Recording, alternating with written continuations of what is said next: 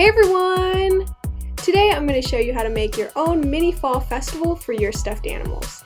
This is something I used to do when I was younger, but I'm definitely stepping it up for this video. Now let's get started! This first game I'm making, I don't really know what to call. It's kind of like a beanbag toss where you're trying to shoot something into the holes of a board, but I'm going to be making mine fall themed, of course. The first thing I've done is open up the side of a cereal box and then kind of fold it onto itself. Then I'm just cutting off the tabs. You can use any kind of cardboard rectangle though. Now I need to draw where the cutout openings are going to be, and I like to do one big and one small to make it a little harder. Next I need to actually cut these out, and I first tried an X-Acto knife, but since I'm cutting through 2 layers of cardboard it was pretty difficult, so I ended up just folding over the cardboard and making a cutout that way. After cutting out both circles, I'm going to cover this whole thing in blue paper. At this point you could also start painting, but I covered it in paper to give it a cleaner look. I'm using a glue stick to paste this on, and I'm making sure to add the circle cutouts. I made sure not to cut the circles out all the way to the edge, because I want to make some small cuts so I can fold this around the back. This way I get some nice clean edges. They won't be completely perfect circles, but that's okay. Now my main board is finished, but it's looking really plain. So now I'm going to paint a full fall scene around the holes. I decided to go with a scarecrow and a sunflower, so I'm just sketching that out first. Then I'm just filling that in with paint. If you're not a painter, you could always just draw this out with markers or something, or use different colors of construction paper to make your image.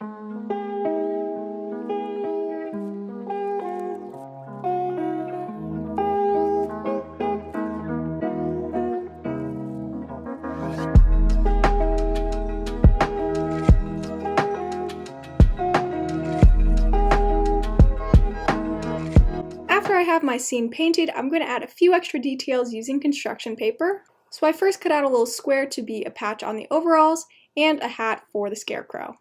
I'm using some Crayola markers to make little hashtag kind of signs to make it look like the hat's all worn out. Then I'm going to add some stitching around the patch.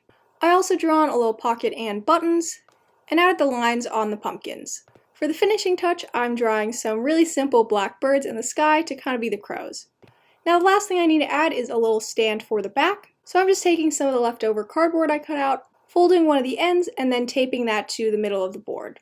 You might want to use another piece of cardboard to connect the two at the bottom so it doesn't just slip, but I'm going to eventually put this on carpet so the end of the cardboard will just kind of dig into there and keep it standing. Now the last thing we need is something to actually shoot into the opening, so I'm going to be making some little pom-poms. Using a fork for this makes it the perfect size. I first cut a short piece of yarn about 6 inches long and put that in the middle of the fork tines. Then I'm going to start wrapping yarn around the entire fork about 50 times.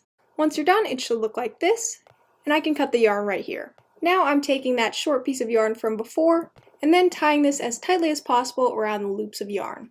Once I've tied it once, I like to remove it from the fork. Then I like to pull it as tight as possible and place my finger right where I was tying to kind of hold it in place. And then I can do one more knot to lock it in. Now after that, I need to cut through all of these loops. This part can take a while. After that, the pom-pom should look like this. It's looking a little rough, so I still need to give it a trim. I'm just trimming around the entire thing with scissors, trying to get it as even as possible. Once it looks how you want it to, you are done! I found 2 more pom-poms I made a long time ago, and I actually made them a little smaller, so I might have to trim this one a little more. But now all parts of this game are done and I can put it together. I'm just putting this in the corner of the room, adding a piece of tape about a foot away to show where they need to stand. Then I'm just putting the pom-poms right next to it. And that is it! Here's me demonstrating how to play. Another great thing about this game is you can have your stuffed animals stand behind it and put their faces in the openings, so they can have a little photo taking where they're pretending to be a scarecrow and a sunflower. The next game I'm going to make is called Fishing for Candy, and this idea was taken from a fall festival at my elementary school.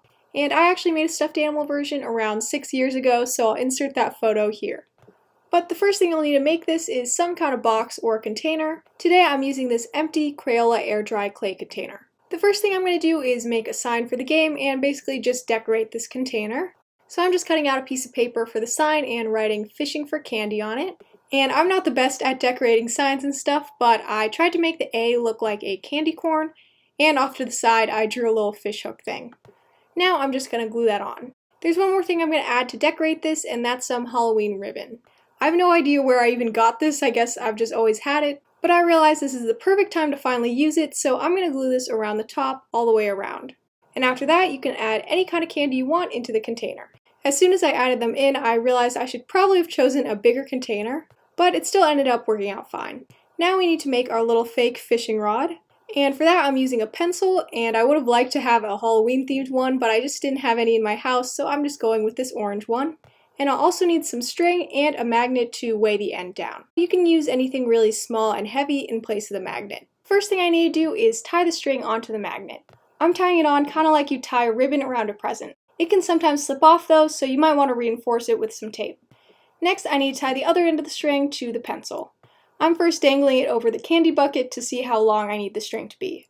After I tied it onto the end of the pencil, I also added some tape so it wouldn't slip down. But now we have our little fake fishing rod, but we need something to actually pick the candy up. My solution isn't super high tech, but what I do is fold up a piece of tape and attach it to the magnet. To play the game, you can first blindfold your stuffed animal if you want to, because they're not supposed to see what candy they're getting. Then have them dip the fishing rod into the little candy pond, and then the tape will stick to one of them and they can pull it up. And the candy is basically their prize. This is a pretty different version than what I originally had at my elementary school, but I think it's a pretty good recreation of it. To set it up, I'm just putting the candy container near my other game, and then sticking the fishing rod inside since no one's using it right now. And for the blindfold, I'm just using one of my black headbands. And that's all there is to it. I'll also have some tape on hand in case I need to replace it on the rod. Here's a little clip of Chelsea playing the game. See? Super easy. Now this last game I'm doing is also one from my elementary school, and that is the cakewalk. It's basically a raffle to win a cake, but I'll show you how it works later. The first thing I need is numbers for the players to stand on, and to make it fall themed, I'm going to cut out some paper pumpkins to be the numbers. So I'm folding a strip of paper into thirds and then cutting out a pumpkin shape. Then I'm going to draw the lines in with marker and then cut out a little stem and glue that on the back. Now you can make as many of these as you want, and that will determine the number of players, but I only did 6. After I have all my pumpkins done, I'm going to write a number on each one. Since there's technically a raffle involved, I need to write numbers on some smaller pieces of paper that I'm going to use to randomly determine the winner. I'm going to put these in a dish and save them for later. Next, I need to make a little sign for the game, so I cut out a piece of paper and I'm writing cakewalk on it. And to decorate it a little more, I'm drawing on a slice of cake. And I also had these puffy foam fall stickers, so I'm adding one of those on as well. Now for the actual cakes the players will win. I've made these little cakes out of bottle caps following a My Froggy Stuff tutorial, so I'll link that down below, but keep in mind they're doll size, so they're really small for stuffed animals.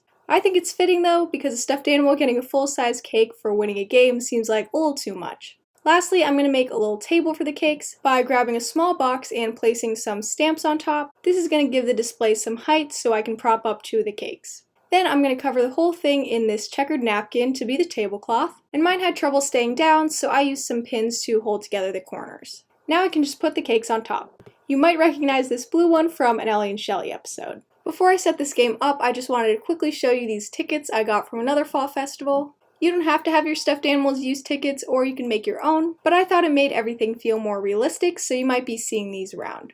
Now to set this game up, I'm first arranging the numbered pumpkins into a circle, and depending on how big the stuffed animals are that are going to play this game, you might want to space them out further or closer together. This is how I spaced mine out, but I plan to really only have smaller stuffed animals come to the fall festival, or at least play this game. Next, I can add the cake table and the sign, and finally the little raffle dish.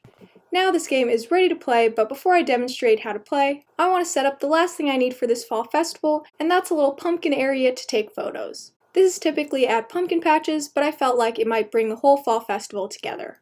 To set this up, I made some little hay bales by tying actual hay together with string. This is because I used to have a guinea pig and we had some hay sitting out and it got all yellow. But you can make some fake hay bales if you want, or use any other random materials around your house to have your stuffed animals sit on. I'm just setting my 2 hay bundles perpendicular to each other. Then I'm adding this small pumpkin, which is actually pretty big for a stuffed animal, and just setting that in the corner. Then I'm just adding a shorter pumpkin, which is more yellow and white, and then adding some mini fake pumpkins I made in a previous video. I really don't have any other pumpkin decorations in my house, so this was the best I could do. But I still think it turned out really cute. I could also move around the parts to get a different kind of picture. But now the whole fall festival is complete, so we can start bringing in stuffed animals. I tried to give costumes to as many as possible, so you might see some costumes from previous videos, but if you happen to catch any new costumes a stuffed animal is wearing, make sure to comment it down below. Now I still need to show you how the cakewalk game works. I first need to put one stuffed animal on each number, and then while I play music, the stuffed animals are supposed to walk around to each pumpkin until the music stops. And whatever number pumpkin they end up on is their new number. Then I need to randomly draw a number to find out who wins. I randomly chose the number 2, so the winner is Pusheen. For her prize, she chose this little pink cake. Fun fact, I actually have a picture of Snowflake at the last fall festival. Last time I did a fall festival, I made this dunk tank contraption, but here's Snowflake really ready to dunk Tilly in the water. Now that is how to put on a fall festival for your stuffed animals. There really is no right or wrong way to make this though. It's all about being creative and having fun. I just hope I gave you some ideas and inspired you to try it out. I'll see you next time! Bye!